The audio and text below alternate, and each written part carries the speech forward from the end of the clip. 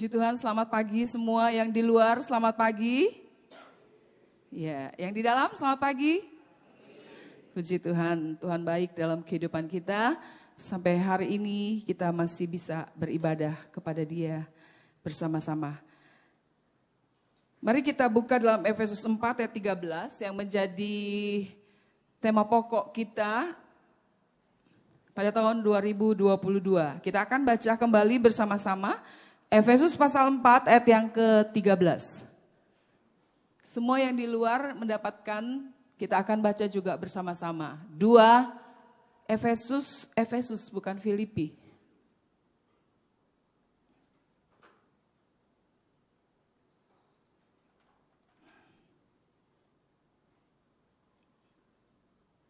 Ya, kita baca bersama-sama 2, 3.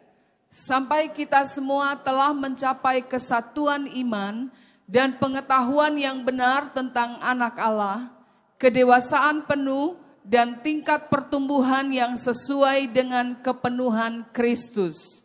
Saudaraku, ayat ini merupakan satu tujuan akhir dari Kristus bagi kita gereja Tuhan secara keseluruhan. Bahwa kita sedang dibawa untuk terus bertumbuh dalam pengenalan kita, mencapai satu kedewasaan yang penuh di dalam Kristus.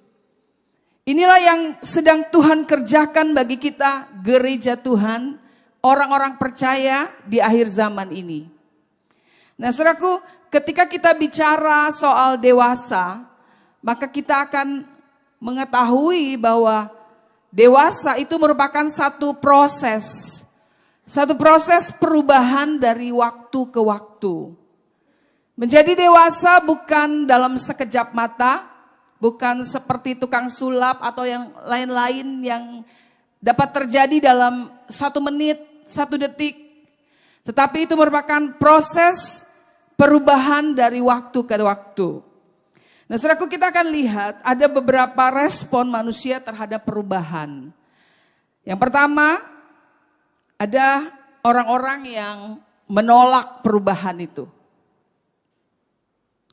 Saudaraku, pada tanggal 23 April tahun 1885, beberapa tahun yang lalu, ternyata perusahaan Coca-Cola itu membuat satu ide untuk membuat jenis Coca-Cola yang baru.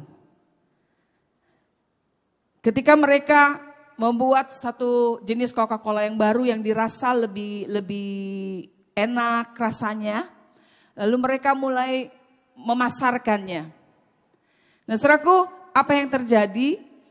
Ternyata cukup mengagetkan karena ternyata banyak orang yang menolak, ya. Kurang lebih 400.000 orang mulai menelpon perusahaan dan mulai memberikan masukan dan lain-lain, ya. Mereka tidak mau ada Coca-Cola yang jenis baru.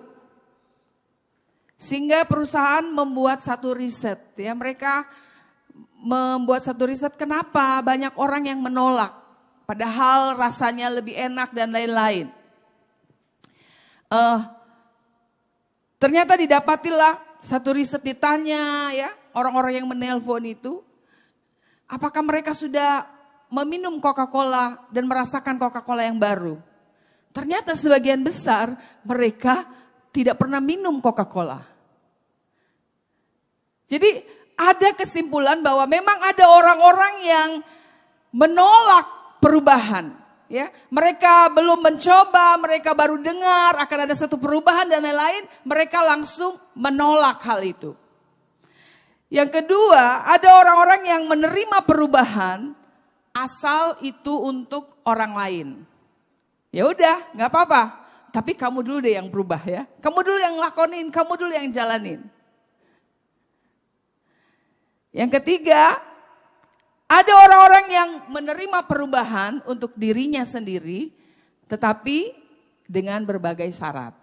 Ya udah, oke, aku berubah. Tapi jangan paksa aku, ya. Pelan-pelan. Aku mau berubah kalau kamu duluan berubah. Aku mau berubah kalau ini. Jadi ada syarat-syaratnya. Yang keempat, ada orang yang menghadapi perubahan, dia berserah total, dia mau bekerja sama, dia mau berkomitmen supaya perubahan itu terjadi ya untuk kebaikan bersama. Kira-kira saudara nomor berapa ini? Ya. Saudara bisa selidiki, kira-kira saudara ada di tipe nomor yang keberapa. Nah saudaraku, manusia pada dasarnya itu sangat menyukai kenyamanan, ya, menyukai sesuatu yang udah pasti, sesuatu yang rutinitas, sesuatu yang pasti yang dia jalani. Dan cenderung manusia itu tidak suka dengan perubahan. Tetapi yang menariknya, saudaraku, walaupun manusia itu menyukai kenyamanan dan cenderung menolak perubahan, tapi manusia itu bersedia dan mau beradaptasi, mau menyesuaikan diri dan berubah ketika ia menemukan ada sesuatu yang menurut dia sangat penting. Contohnya saja, kalau kita lihat nih anak-anak muda ya, bahkan mungkin kita yang sudah berkeluarga, kita ingat masa-masa dulu ketika terjadi PDKT, ya kan, antara kita dan dia. Boleh dong pagi-pagi ini kita mengingat, membayangkan ya. Seperti tadi anak Igel bilang, aku membayangkan. Pagi ini coba yang sudah berkeluarga mengingat kembali.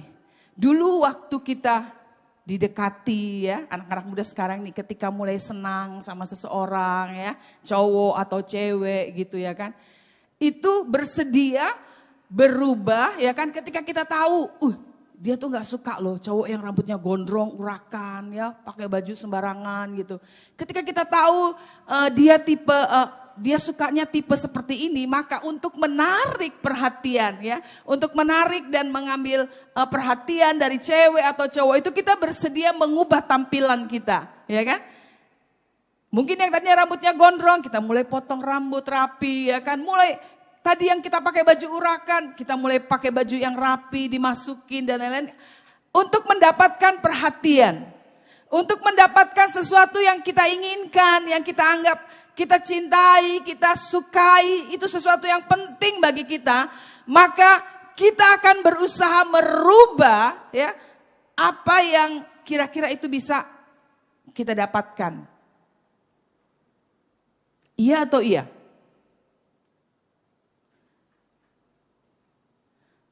Ya, tapi di sini juga banyak yang akhirnya tertipu ya kan. Karena apa? Ya deh aku janji aku berubah, aku gak merokok lagi ya kan. Aku gak keluar malam lagi, aku gak dugem lagi, aku gak begini-begini lagi. Perubahan terjadi tapi perubahan sesaat. Ya, begitupun juga kita mungkin yang di dunia kerja. Mungkin kita tipe orang yang tidak suka basa-basi ya. Kita bukan tipe orang yang bisa pandai bicara. Tapi ketika ada proyek besar, ketika ada sesuatu tawaran yang jumlah nilainya besar, maka kita akan berusaha, ya kan? Mungkin untuk dunia kerja ada tuntutan kerja seperti ini. Kita berusaha merubah penampilan kita. Kita berusaha untuk menemani tamu yang akan memberikan proyek besar itu. Kita berusaha untuk basa-basi, kita mulai berusaha untuk menemani tamu-tamu kita kemanapun mereka pergi ya, mau diajak kemana, tawaran-tawaran apa yang mereka minta, mau tidak mau kita mulai mengikuti. Karena apa? Karena ada sesuatu proyek yang besar yang ingin kita dapatkan. Nah, jadi saudaraku, inilah yang menariknya, manusia bisa berubah, bisa beradaptasi, bisa menyesuaikan dirinya ketika ada sesuatu yang dia anggap penting dalam hidupnya yang dia mau dapatkan. Nah, ada 3 pertanyaan yang penting pada pagi hari ini yang mungkin bisa menjadi perenungan kita. Yang pertama, saudaraku, apakah yang selama ini engkau anggap penting dalam hidupmu? Kita udah memasuki tahun 2022. Saudaraku, apa yang engkau anggap penting sampai saat ini dalam hidupmu? Apakah itu pekerjaanmu, karirmu?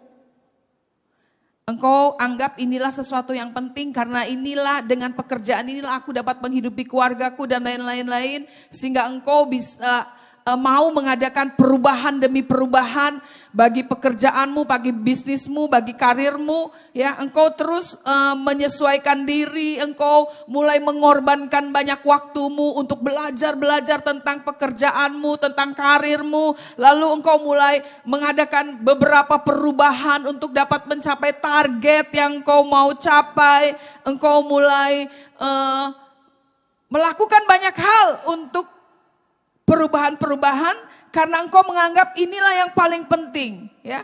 Engkau merubah bentuk penampilan dan lain-lain untuk menarik klien, ya. Belajar tentang apa segala sesuatu tentang hal itu. Engkau terus memfokuskan hal ini karena apa? Karena engkau menganggap ini penting dalam hidupku. Dan kita belajar banyak orang-orang yang melakukan hal itu, saudaraku, sukses dalam ekonomi, sukses dalam karir, sukses dalam pekerjaan. Tetapi seringkali kita melihat mereka gagal dalam membangun rumah tangga. Hubungan dengan anak, istri hancur, ya. Komunikasi jarang terjadi karena apa? Karena ada sesuatu yang penting yang dia mau kejar, yaitu pekerjaan, karirnya. Sehingga tanpa dia sadari, dia sudah mengorbankan waktu-waktu dengan anak, dengan keluarga dan lain-lain. Jadi pertanyaan ini yang harus kita renungkan dalam hidup kita. Apa yang menjadi hal yang paling penting saat ini dalam hidupmu? Apakah keluargamu, pelayananmu, karirmu, kesehatanmu? Maka engkau akan melihat, engkau akan mengejar hal itu. Engkau akan terus melakukan sesuatu, ya. Engkau rela melakukan perubahan-perubahan untuk apa yang engkau anggap penting itu. Filipi 3 ayat 7 dan 8 dan ayat 13 kita lihat. Contoh di dalam Alkitab. Filipi pasal 3. Tetapi apa yang dahulu merupakan keuntungan bagiku, sekarang kuanggap rugi karena Kristus. Ayat 8. Malahan segala sesuatu kuanggap rugi karena pengenalan akan Kristus Yesus Tuhanku lebih mulia daripada semuanya. Oleh karena dialah aku telah melepaskan semuanya itu dan menganggapnya sampah supaya aku memperoleh Kristus. Ayat 13. Saudara-saudara, aku sendiri tidak menganggap bahwa aku telah menangkapnya. Tetapi ini yang kulakukan, aku melupakan apa yang telah di belakangku dan mengarahkan diri kepada apa yang di hadapanku. Alkitab memberikan satu contoh dari kehidupan Rasul Paulus, saudaraku. Rasul Paulus adalah seorang yang terhormat. Dia seorang anggota Sanhedrin, dia seorang murid Gamaliel, seorang rabi Yahudi yang sangat terkenal, yang sangat dihormati pada saat itu. Paulus mempunyai satu jabatan di mana dia memiliki kekuasaan untuk memimpin, ya, mendapatkan pasukan untuk menangkap dan memenjarakan orang-orang Kristen pada saat itu. Dan Paulus mengalami kehidupan ini, saudaraku. Tetapi apa yang terjadi di dalam perjalanan kehidupan Paulus, tiba-tiba dia berjumpa dengan Yesus. Dia berjumpa dengan Yesus dan ini membuat perubahan hidup yang luar biasa dalam hidup Paulus. Perjumpaannya dengan Kristus membuat dia melihat ada sesuatu yang lebih indah, lebih penting dalam hidupnya yang selama ini dia tidak dapat lihat. Dan sekarang dia dapat lihat. Sehingga dia terus mengejar panggilan surgawi itu. Dia terus melakukan apa yang menjadi panggilan surgawi itu. Dia pergi ke berbagai tempat untuk mengabarkan satu berita baik tentang panggilan surgawi yang dia dapatkan. Perjumpaannya dengan Tuhan itu yang terus diberitakannya. Walaupun dia harus mengalami satu kehidupan yang tidak nyaman. Dia harus melakukan perjalanan, kadang-kadang kapalnya karam, kadang-kadang terombang-ambing di tengah lautan. Kadang-kadang dia harus dikejar, ditangkap, ya, karena dianggap membuat rusuh, membuat satu ajaran yang baru. Lalu bahkan dia juga mengalami bagaimana dia harus hidup di dalam satu penjara ke penjara yang lain. Paulus katakan, walaupun dia mengalami banyak pengalaman yang tidak menyenangkan ini, tapi dia merasakan inilah yang paling penting dalam hidupnya. Sehingga dia katakan, aku mengejar panggilan surgawi ini. Dan dia melupakan apa yang pernah dia dapat, apa yang pernah dia lakukan, kehormatannya, jabatannya, semua hidup enak dan menyenangkan. Hari-hari yang lalu yang dia dapatkan, justru Paulus katakan, itu kuanggap sampah, itu aku lupakan, aku tinggalkan. Sekarang aku mengejar apa yang penting, yang sangat penting dalam hidupku, yaitu panggilan surgawi di dalam Kristus Yesus. Jadi ada satu perubahan yang Paulus alami ketika dia dapat menangkap apa yang penting dalam hidupnya. Nah, saudaraku, mungkin PowerPoint-nya bisa ditampilkan ya, karena ada kata-kata yang bagus sekali. Kualitas tujuan hidup kita itu menentukan juga kualitas perubahan hidup kita. Jadi apa yang menjadi tujuan kita juga menentukan kualitas dari perubahan hidup kita. Kalau tujuan hidupmu tidak berkualitas, maka perubahan hidup engkau lakukan, tapi perubahan itu juga satu perubahan yang tidak berkualitas. Ya.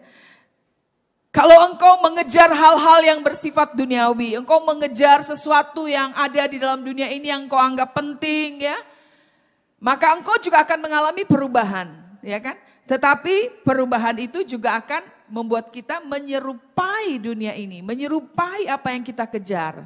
Roma 12 ayat 2 juga, itu sebabnya memperingatkan kita, jangan sampai kita menyerupai dunia ini. Nah, saudaraku, seringkali kita mau berubah untuk hal-hal yang duniawi, ya, untuk hal-hal yang kelihatan, untuk hal-hal yang sifatnya sementara ini di dalam dunia ini, tapi kita tidak mau berubah untuk hal-hal rohani yang bersifat kekal.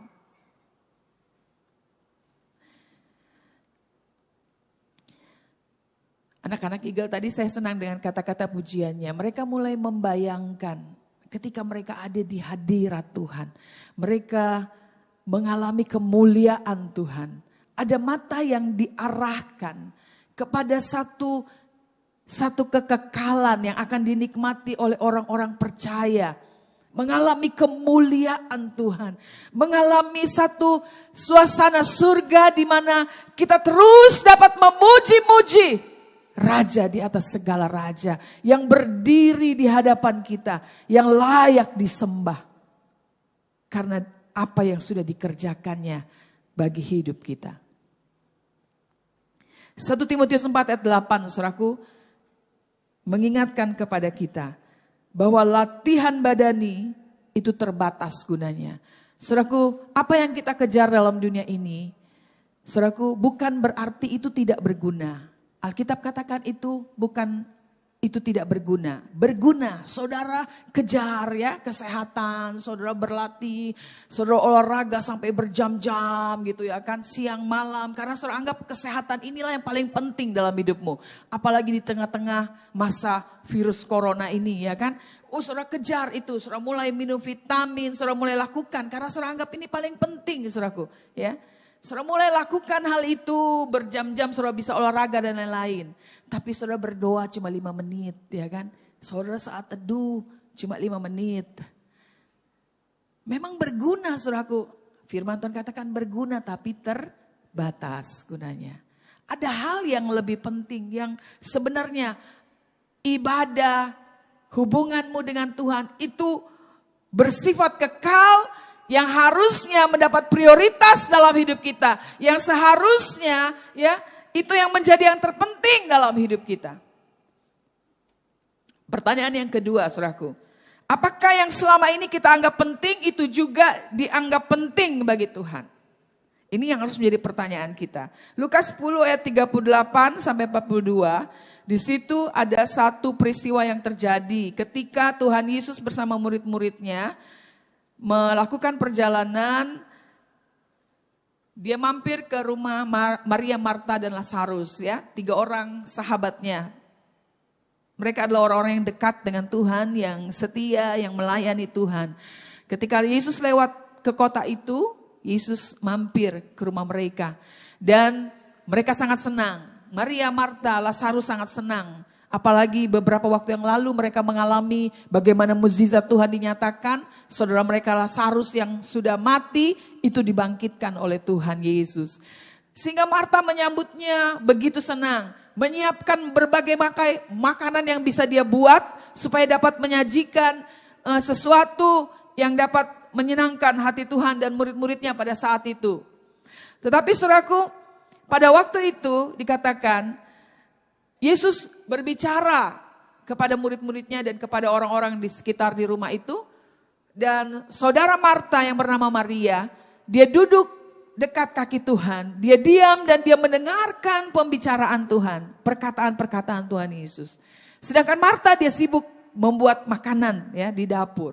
Ketika Marta lihat, aduh ini belum selesai ya kan. Seperti biasa ibu-ibu ya kan.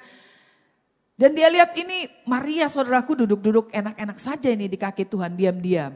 Akhirnya dia kesal juga. Dia bilang sama Tuhan Yesus, Tuhan bilangin dong Maria bantu aku ya kan.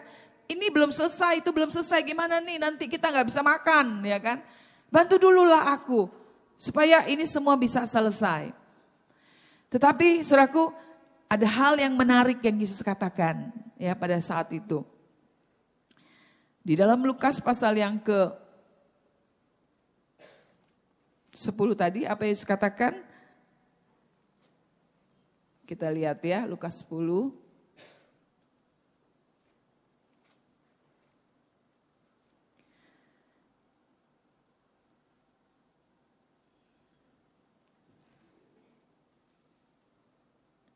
Yesus katakan, tetapi Tuhan menjawabnya, Marta, Marta, engkau khawatir dan menyusahkan diri dengan banyak perkara. Tetapi hanya satu saja yang perlu. Maria telah memilih bagian yang terbaik yang tidak akan diambil daripadanya. Justru Yesus katakan, Marta, justru yang penting saat ini adalah apa yang dilakukan oleh Maria. Ya. Yang penting bagi Marta saat itu adalah makanan yang dibuat untuk mereka. Tapi yang penting bagi Yesus saat itu adalah mendengarkan perkataannya. Yesus tidak akan pernah lagi kembali ke rumah itu saudaraku. Karena sebentar beberapa hari kemudian Yesus akan ditangkap dan disalib. Pada saat itu Yesus banyak sekali menyampaikan pesan-pesan terakhirnya kepada mereka. Dan Maria melihat kesempatan ini, melihat hal ini, bahwa ada yang lebih penting daripada kesibukan-kesibukan yang harus dia lakukan pada saat itu. Yang lebih penting Maria dapat lihat, dia harus dengar apa yang Tuhan katakan. Karena dia dapat menangkap bahwa Yesus tidak mungkin akan kembali lagi ke rumah ini. Maria bisa merasakan bahwa ada yang sangat penting yang Tuhan mau katakan pada saat itu. Dan Maria mengambil kesempatan itu untuk tenang dan duduk di kaki Tuhan mendengarkan apa yang Tuhan katakan.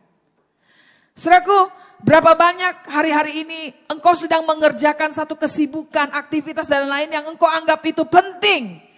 Tapi mari saudaraku, kita hidup bukan di satu hari-hari yang dengan waktu yang banyak, tapi kita hanya menggunakan sisa waktu lagi. Tuhan katakan, kita hanya punya sedikit waktu lagi menjelang akhir zaman ini. Saudaraku, maukah kita mulai bertanya kepada Tuhan, apakah yang kita sedang kerjakan yang kita anggap penting ini juga yang Tuhan mau kita kerjakan di hari-hari terakhir.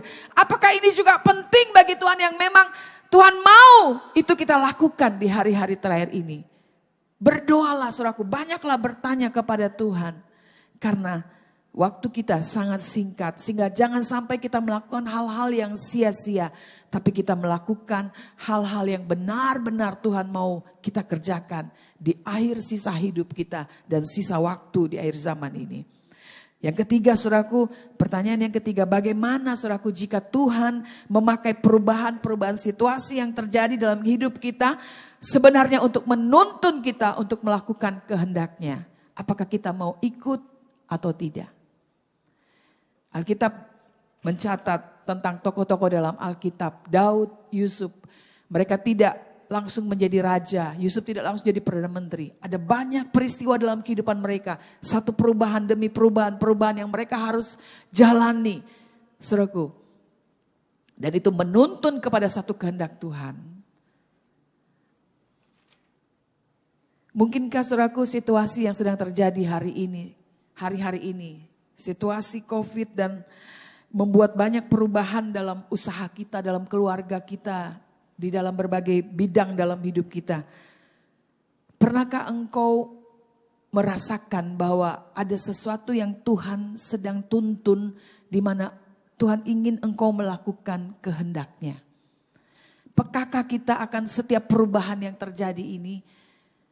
Sehingga kita bisa menangkap apa yang menjadi kehendak Tuhan di dalam hidup kita. Mungkin engkau sudah mencoba hari-hari ini, mau cari kerja susah ya kan. Mau ini buka ini susah, mentok ke sini mentok. Pernahkah engkau bertanya, kenapa Tuhan? Biasanya gampang, biasanya seperti ini.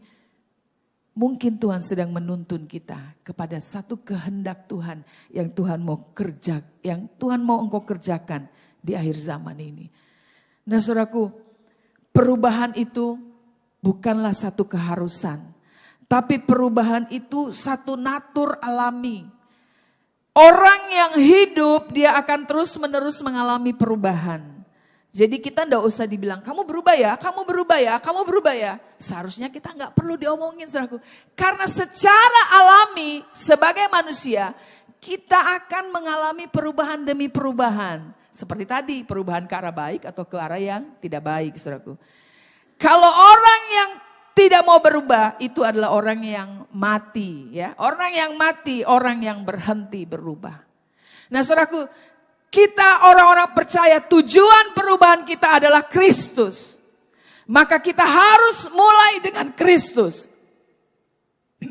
Kita harus mulai dengan perjumpaan pribadi dengan Yesus. Lahir baru, terus berjalan. Maka dia akan menolong kita, memimpin kita, memampukan kita berubah. Mengalami perubahan demi perubahan. Sampai dia datang menyempurnakan kita. Amin. Mari kita bangkit berdiri.